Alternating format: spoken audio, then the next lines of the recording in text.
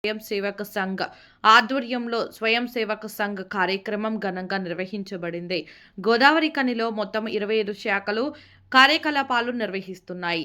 ఈ శాఖల నుండి సుమారు 250 మంది ఆర్ఎస్ఎస్ కార్యకర్తలు ఈ కార్యక్రమానికి హాజరై సంఘటితంగా పాల్గొన్నారు.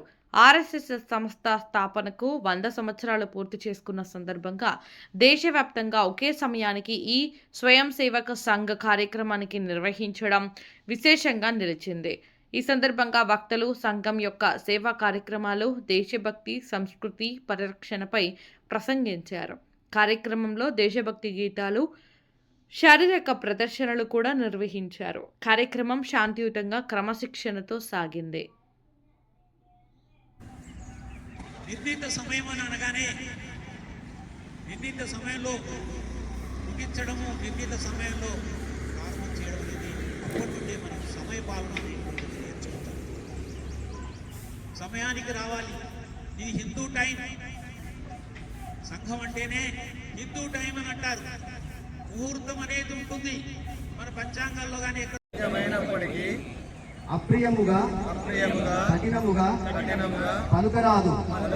ప్రియమును కలిగించినది కాదా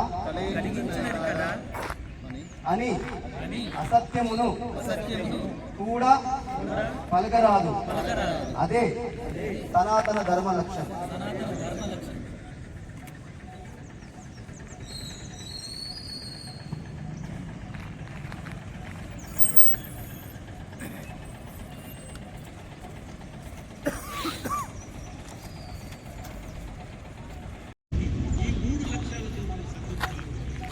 వ్యక్తి నిర్మాణము, హిందూ సమాజ సంఘటన, పరం వైభవం.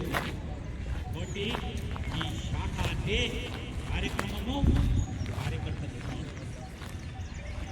నిర్ణీత శాఖలు మనం తెలుసు, అనేక రకాలైనటువంటి మనకు బాల శాఖలు ఉంటాయి, ప్రౌఢ శాఖలు ఉంటాయి, తరుణ శాఖలు ఉంటాయి.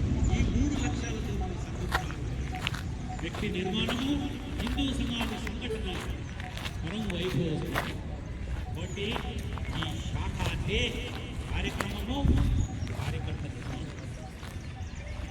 నిర్ణీత శాఖలు మనం తెలుసు, అనేక రకాలైనటువంటి మనకు బాల శాఖలు ఉంటాయి, ప్రౌఢ శాఖలు ఉంటాయి, తరుణ శాఖలు ఉంటాయి, విద్యార్థి శాఖలు ఉంటాయి, సాయం శాఖ ఉంటుంది, సభా శాఖ ఉంటుంది, రాత్రి శాఖలు కూడా ఉంటాయి, రైతుల కొరకు కూడా శాఖ